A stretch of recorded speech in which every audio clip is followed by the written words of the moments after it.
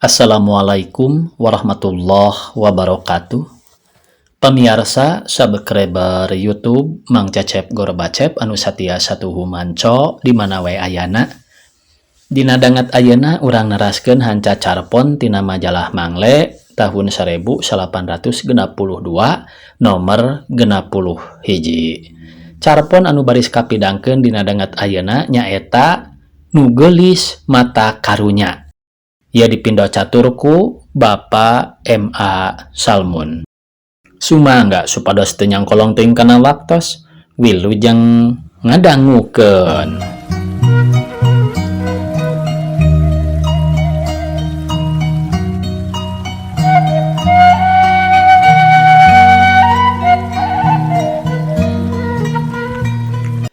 Dina revolusi di mana bae iraha bae tangtu rea korban. Boh nunyaan boga dosa, boh anu sama sakali tanpa dosa. Ana goreng titis tulis nama, teburung namahan pati. Boh ku pelor nyasab, boh akibat hianatna babaturan pribadi, boh akibat kalaparan, boh tiwas ku polah sorangan. Sumawona ari nu memang dihaja di parehan ku anu barontak mah. Tiba heula ti zaman Maharaja Richard Hattesinga arek dikolp ku Pangeran John anu dipanglawankeun ku Robin Hood nepi ka zaman Cromwell, Robespierre di Prancis, zaman Trotsky di Rusia, Trenchko di Spanyol, nepi ka nu panganyarna Farhat Abbas di Aljazair. Misti teu meunang henteu menta wadar ribuan nyawa, boh ti pihak anu dibarontakna, boh ti pihak anu ngabarontakna, awewe atawa lalaki. Kitu hukumna revolusi. Kitu deui dina revolusi Indonesia. Tapi dina ieu carita memeh jol kana revolusi urang nyaritakeun heula ti samemehna supaya eces nemres. Di lantana 4 kilometer ti dayeuh Galinggang aya gedong Sigrong bawaning agreng. Pakaranganana resik bawaning beres nu ngaturna, tur hade nu maliharana. Pohara endahna pikeun di sisi dayeuh mah.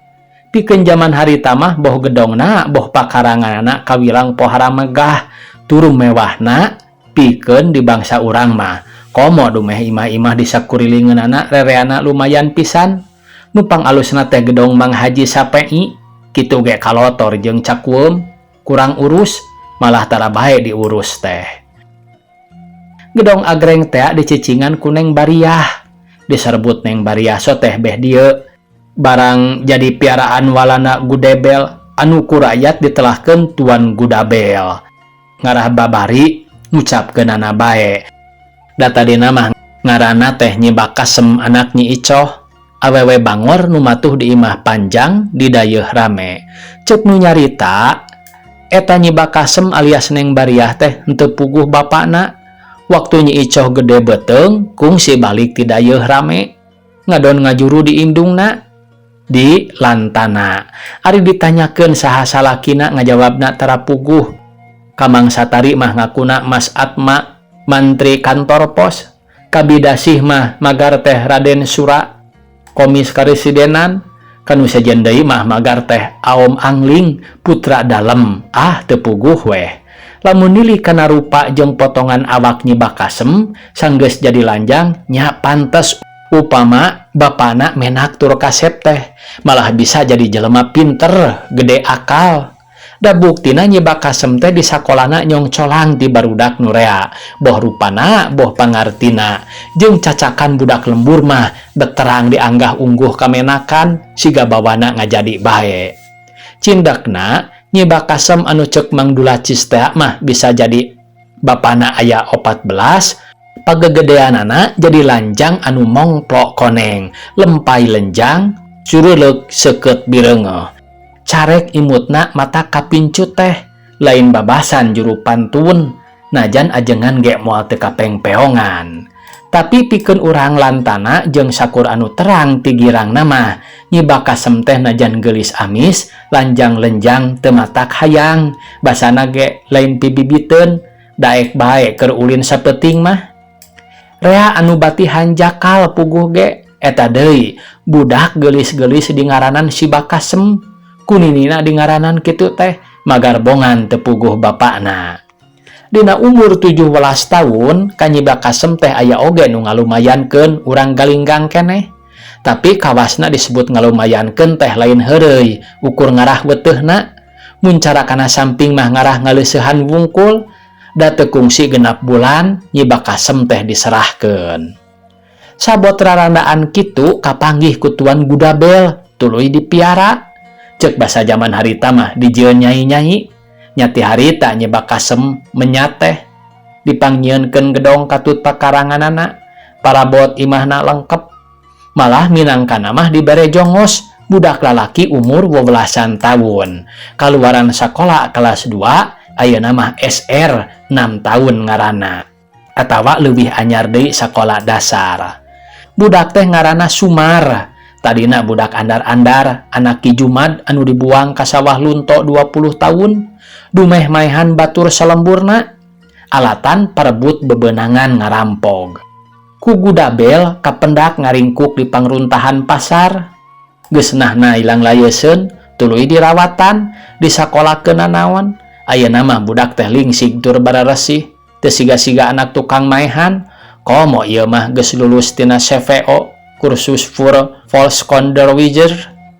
Ceuk basa rakyat mah kursus guru desa cenah. Tapi ku Gudabel henteu menang jadi guru, pokna. Kila kadar menang gaji 17,5 golden, teu matak mahi. Anggur babantu sagawe-gawe di imah, diberi persen sebulan 30 golden. Dahar pre pamatuhan teu nyewa. Pake dibere rek naon deui. Tah dina ngamimitian ieu carita Nyi Bakasem anu ku Gudabel diganti jadi Neng Bariah teh geus ngeusian gedong agreng dikawulaan ku Sumar minangka kepercayaan jeung mata-mata Gudabel bisi nu geulis diganggu ku urang luar. Walhasil minangkana mah Sumar teh pager anu ngajaga pare bisi sawah diranjah embe komo me badot mah bejana sok rampus. Neng Bariah maju kana salawe tahun, bubuhan hade ome, atuh meni moronyoy. Urang dayeuh anu dipermak bae mah jauh tangeh, mapakan Neng Bariah teh, pantes bae pikeun babuna mah. Ari Sumar nincak sawawa, meujeunna buta tulang buta daging, pamuda keur sedeng belek kasenteng. Kahar ti upama timbul beja pating ku ciwes teh, magar sok kajadian pager nyatuan pare, ari Gudabel keur suwung teh. Da Gudabel teh matuhna di dayeuh muka pausahaan daging jeung cisusu sapi katut bengkel atanapi pabrik roti. Ditambah jadi agen onderneming.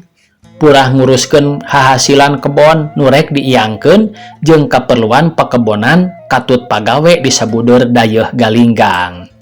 Tapi duka teuing atuh kecewis jelema ieu, tampolana mah sok anggeus ku siga. Lebah dinyana mungguh manusa ngan Neng Bari jeung Sumar anu terang bener. Dumadakan deui Sumar teh budak narapekan, bisa nyuling, bisa ngacapi, jeung hade sora. Lamun Gudabel datang, kalantana bari mawa sobat-sobatna teh, jabana ti nyuguhan dahar nginum anu pohara utamana, sok nembongkeun pangabisa Sumar. Ku kituna lila-lila Neng Bariah teh jadi kaimpungan, lain ngan bangsa walana bae nu sok daratang teh.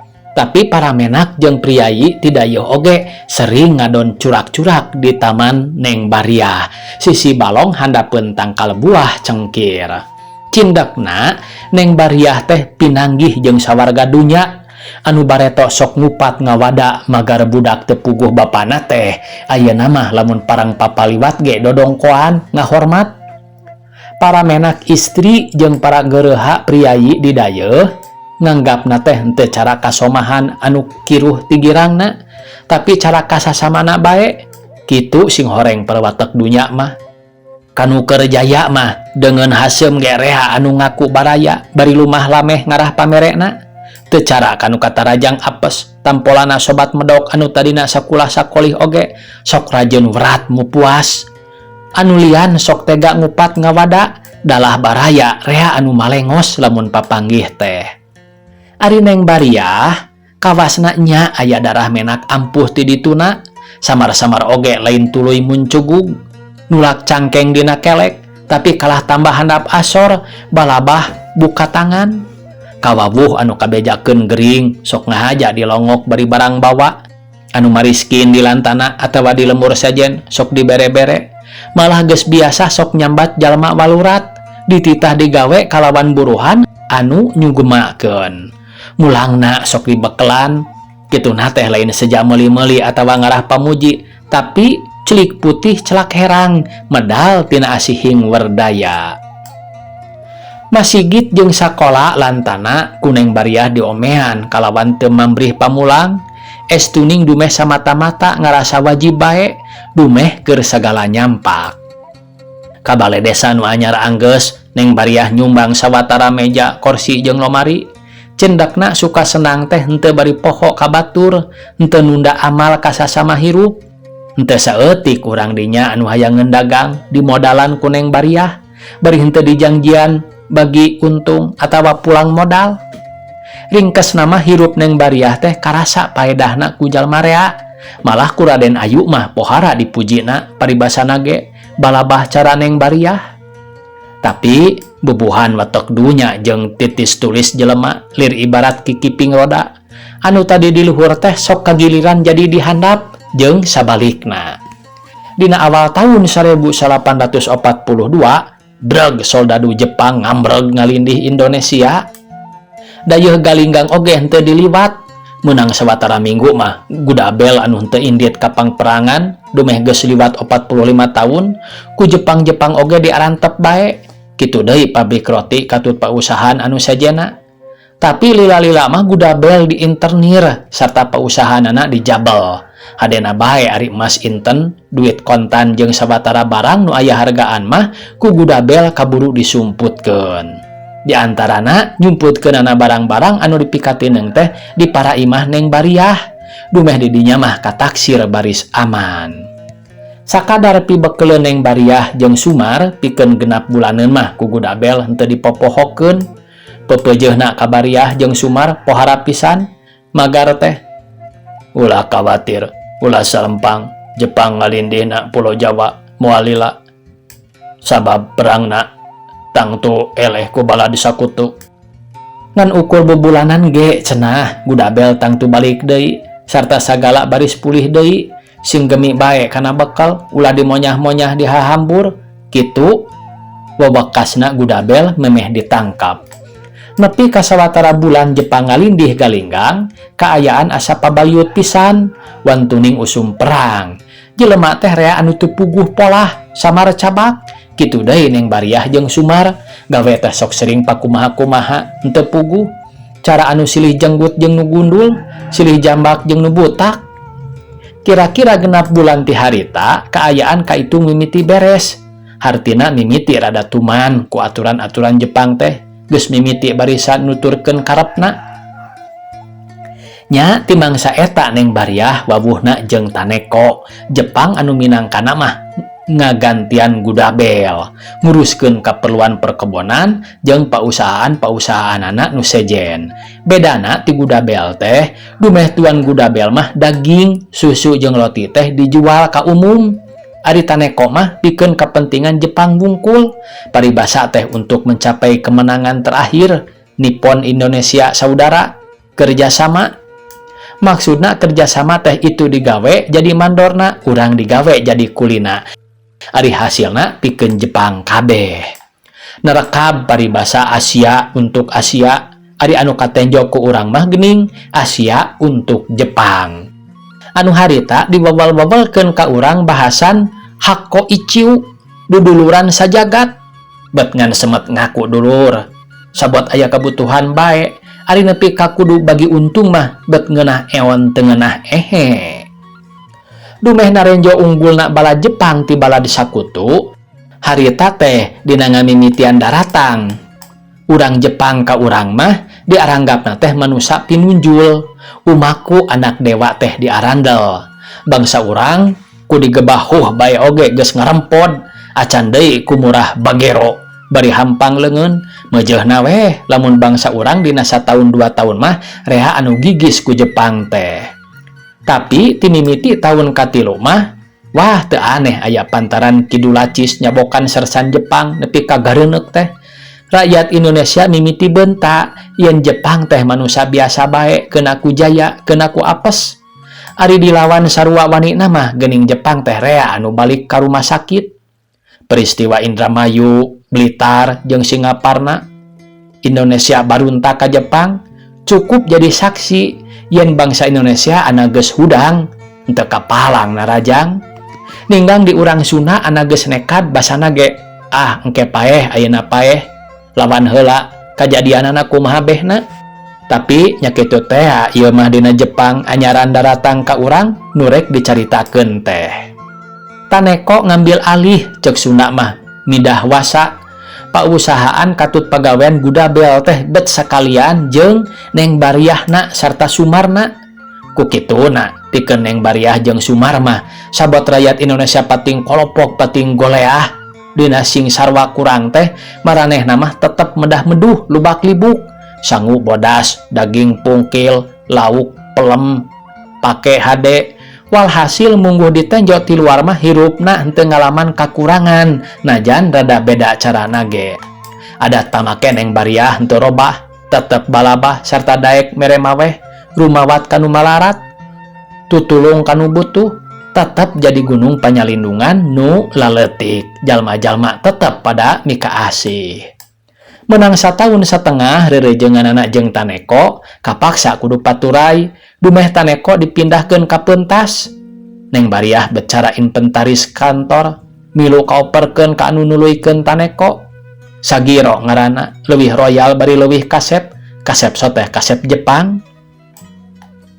Kitu sing horeng kagelisan teh beunang dipake tatalang raga ku anu luas kana dorakana mah. Da nya lampah doraka eta teh saimah teu kungsi nikah anggeus ku batu turun kesik naik bae. Urang teu kudu jadi ajengan pikeun nyebutkeun yen kalakuan kitu teh haram dumeh ngalanggar susila. Medalna lain tina kaikhlasan anu mukhlis. Niat imah tangga kalawan sah nyumponan dawuhan pangeran tapi nyerenkeun kagelisan katut diri pikeun ngabelaan pejit. Tapi lamun dipikir-pikir estuning henteu adil.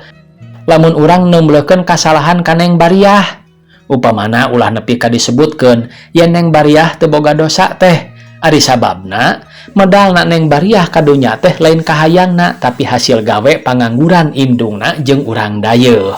Jadi anu boga dosa teh mah indungna. Neng Bariah mah teu mais teu meulem sarua bersihna jeung orok anu mana bae oge. Jabati kitu dan Neng Bariah pribadi oge lain teu hayangeun, lain teu ngartieun yen imah-imah teh kudu kakurung ku tikah anu sah. Tapi kumaha atuh? Da unggal jelema anu niat ngawin oge malundur deui. Dumeh terangeun yen Neng Bariah teh henteu puguh bapana. Unggal nu rek ngawin pada ngarempod, ngarasa geuleuh, ngarasa sieun henteu bersih turunan. Ana rajeun aya nu ngalumayankeun ukur cara anu ngaleuseuhan samping weuteuh. Ari peta apan dahar mah kudu mangkaning pangala teu boga nu daek ngawin kalawan sah da eueuh piraku ari nepi ka kudu paeh lang layeuskeun cara anjing gering mah. Mending lamun aya nu daek ngajejehkeun mere pagawean anu buruhna sakadar lumayan mah teu bisa-bisa ge rek dibelaan diajar atawa dilatih heula. Ieu mah da teu aya. Ari geus kudu kumaha atuh? Ana jol teh Gudabel, jol Taneko, jol Sagiro anu daek ngarawatan piraku henteu kaharti upama Neng Bariah hareupeut teh. Salah tah buka atuh kumaha anu nimbang bae. Tanggal 8 Agustus 1845 Sagiro balikna ti kantor teh pohara bangun lesukna pesemona kaciri yen ngandung kasedih. Harita teh kakara pukul 12:30 Jepang atawa pukul 11 Indonesia. Da zaman Jepang mah jam teh dipajukeun sajam setengah ngarasarua jeung jam Tokyo acan waktuna tutup kantor. Sagiro sirikna henteu ngabebetkeun maneh kana tempat tidur segruk cerik bangun pohara kenyenyerianana. Neng Bariah reuaseun rikat ngarawel anduk leutik tina rak pakean dipake nyusutan cipanon Sagiro beri tuluy dibukaan sapatuna jeung bajuna kesangna nu ngagarajag disusutan bari dilelemu cara kabudak. Sagiro anu sacara pribadi mah memang jelema hade sarta lemes budina nyusu Cipanon bari ngaleng neng Bariah, diajak diuk di patengahan, pok ngomong bari nahan Cipanon. Bari, orang terkapaksa kudu papisah, lain kahayang watakusi, tapi kapaksa ku kaayaan, tengekeun sing temen, Jepang perang na eleh, poe ieu kudu nanda surat taluk, Hiroshima mangkukna beak bersih, disapu ku bom atom. Mesa jumlahna rakyat pangeusi Hiroshima parae, indung bapa watakusi jeung Anmiko, dulur awewe watakusi, anu pohara di pikanyaahna, tangtu milu kabasmi. Bari goreng pisan milik kuring, geus beak-beak kenyerian ditinggal maut ku indung bapa, dulur katut kadang warga, heug teh kudu nandangan wewirang, dipoyok, dilelewe ku sajagat, dumeh nagara watakusi eleh perang. Bari watakusi sanyana leuwih ikhlas ngajalankeun harakiri tinimbang jadi bangsa anu nandang wiwirang. Tapi tiluhur keras pisan parentahna supaya ulah aya anu harakiri. Segruk deui sagiro cerik malah pibaseuna teh ngidangdam cara budak. Kuneng Bariah kahartieun kumaha nyerina jeung wirangna lamun urang jadi urang Hiroshima jeung Nagasaki.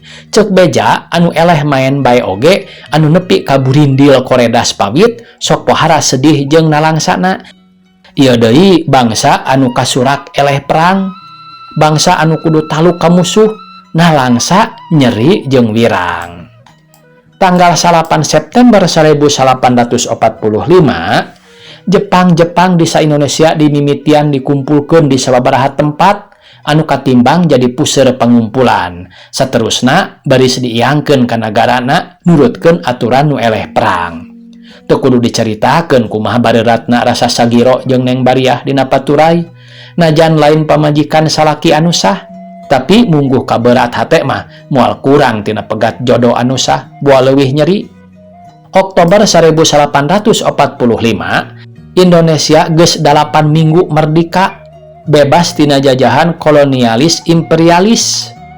Lain merdeka mangrupa hadiah ditambah perangko perpos, tapi merdeka anu kalawan ludeung diproklamirkeun dina tanggal 17 Agustus 1845 kalawan ditaruhan ku umur, dibeli ku pati, dibelaan ku nyawa. Rakyat Indonesia gilig ngahiji satekad sabilulungan yen sanajan ngan ukur nyekal awi lancip baris tetekadan ngalawan kasing sahabae anu boga niat ngahalang-halang kamerdikaan. Sanajan itu pakarangna teng raksasa oge moal dipanglumpatkeun. Geus henteu milih deungeun atawa baraya, lamun sidik ngahalang-halang kamerdikaan sumawana lamun aya bukti-bukti bilu ka musuh entong sambat kaniaya pasti diperenkeun ku bedog rakyat. Sakumaha ilaharna dina zaman revolusi, urang teh sok ngalaman mangsa silih picuriga antara itu jeung ieu. Aya mangsana urang henteu sidik anu mana musuh anu mana batur. Ieu teh dina revolusi di mana bae, iraha bae sok aya mangsana kitu. Kitu deui di Indonesia, jamak bae jeung di mana-mana. Jeung sakumaha ilaharna dina revolusi di mana bae iraha bae sok henteu eueuh pangacau, nyaeta jalma anu nyiar kauntungan pikeun pribadina make kedok berjuang untuk revolusi. Di Inggris, Perancis, Rusia, Jerman, Meksiko, Kuba, Mesir, Tiongkok, Iran, di mana bae simang pangmeungpeung mah pasti ayana moal eueuh. Tah dina Oktober 1845 teh geus jadi kecap undamaya yen anu katangen bilu ka musuh sarta megatan majuna revolusi teh jadi intipan sararea. Anu salah ngomong weh geus pasti diseret ka markas, komo barang ngungeng beja magarea mata-mata nika. Nyaeta Walanda kolonial anu sumebar bari mamawa bandera merah putih biru jeung cap anu warnana kitu mah. Ieu mani diunggal stasiun, diunggal pangeureunan, diunggal jalan simpangan sayaga anu ngagaradah. Urang asing bangsa naon bae pohara kerasna ditalingakeunana. Sumawana anu dipicuriga jeung anu pasif, dalah anu tetela dina tingkah lakuna pro Republik Indonesia oge bari ririkipan mah ditalingakeun bae. Sumawana ari nu tadina kaasup kana golongan feodal Belandis mah ngan sirikna henteu diawaskeun inditna ka jamban. Dina kaayaan sarupa kitu aya jalma ti jauhna Giman ngaranna ngahaja ngadon jadi simang pangmengpeung di Galinggang. Ti memeh tahun 1842 ge manehna geus jadi kuli ngagiling teh di pabrik kebon Sri Kandi wewengkon Galinggang. Dina zaman Jepang kaselir jadi mandor pangangkutan, sok sering pulang anting ka Galinggang patepung jeung Taneko atawa Sagiro, malah sering diajak kalantana nepi ka wawuh jeung Neng Bariah. Duka turunan jelema kumaha ti dituna eta si Giman, tapi edas disebut simang pangmengpeung teh surup kapatutna pantes kaulasna aya bangun perenges jeung telenges. Siga lamun aya nu nyebutkeun ti indung turunan hasud ti bapak turunan jahat teh ari pepetaanana harita teh ngumpulkeun urut kuli-kuli Sri Kandi diwangun laskar rakyat. Bedogna oge cek paribasa teh mah sadepa panjangna.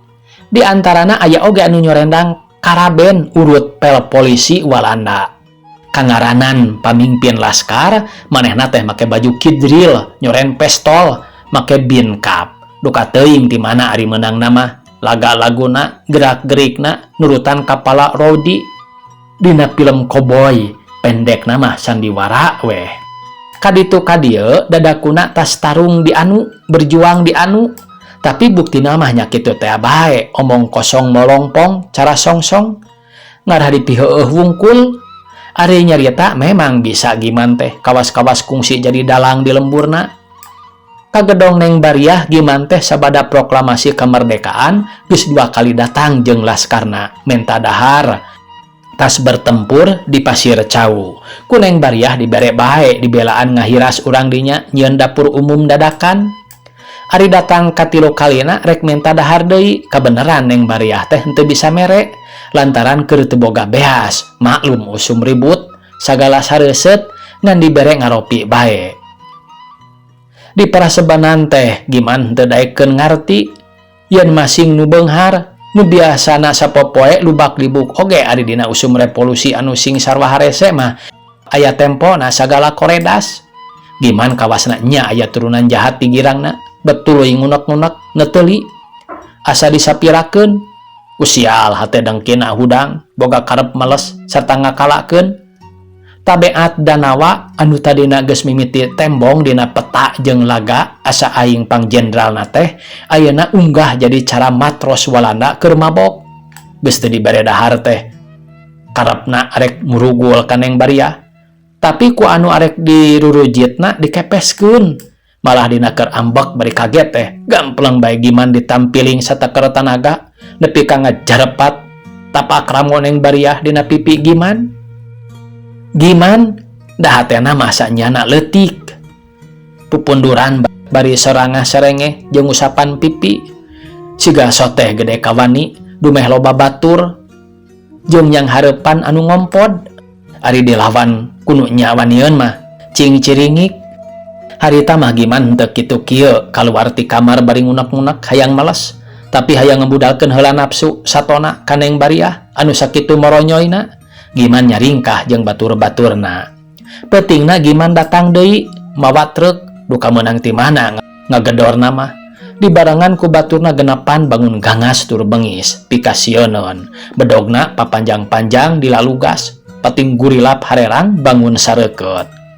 Sumar nu ramoh poe bawaning sieun reketek diborogod bari teu ditanya panjang deui regayang dipanggul dimuatkeun kana truk dius dibawa dijaga kuduaan. Da anu opatan deui mah raranjah di gedong. Ari Neng Bariah direjengan ku 2 lalaki baredas sungutna dicocokkan ngarah henteu bisaeun jejeritan. Estuning mata karunya ku Neng Bariah sabada dirangsadan papakeanana anu raket kana awak teh kudu ngarandapan panghina anu pohara aibna. Ti Giman sabatur-baturna nepi ka ngalempreh kapaehan. Lantaran Neng Bariah kaburu teu eling atuh harta bandana anu diranyah teh ngan sakur anu katembong bae da mas inten jeung barang-barang anu marahal mah kaburu dipihapekeun di hiji jalma di Galingging anu pohara beunangna dipercaya. Anggeus raranjah jeung ngalajur nafsu, barandal-barandal nu make kedok pejuang umaku sok ngagempur musuh teh tuluy arindit kana truk anu balik deui tas nyulik Sumara teh. Ngahareup janari Neng Bariah kakare eling deui gegerwaan kanu di tukang tapi henteu aya nu nembalan. Da tadi keneh ge geus dibuburak ku jenderal partikulir Kigiman teh. Bari jumarijeg jeung aduh-aduhan Neng Bariah nangan-nangankeun maneh turun di tempat tidur anu geuleuh ku getih, puntang gurayang kana kursi jeung meja. Geus rubuh maksakeun hudang deui tuluy ngorondang sasatna ngalangsud muru panto kamar mandi anu tapel tembok jeung kamar sare. Maklum di gedong modern kamar mandi jeung jamban ge teu jauh ti kamar sare. Beungeutna beueus ku Cipanon, buukna kusut, batan sayang kaat. Papakeanana rangsak, sirikna henteu pating salewir. Samping mah duka di mana ngan kari kameja anu baloboran getih. Karayap leungeunna nyoba-nyoba ngahontal gagang slot panto kamar mandi. Tapi bangun pohara lesuna geblog deui labuh. Nyuuh ngalumbruk hareupeun panto. Gauk cerik midangdam sakarep hatena mani aeuk-aeukan nyambat ka indung anu geus teu aya di kieuna jeung ka pangeran. Waktosna kabejeng sae pamirsa, mudah-mudahan kapayun tiasa diteraskeun deui ieu carios nu geulis mata karunya. Gitu cenah ya pamirsa, rada panjang itu pamili sakalikeun mah. Aduh. Langkung sajamun sigana bakal natenya. Sakitu anu tiasa kapihatur. Wassalamualaikum warahmatullahi wabarakatuh.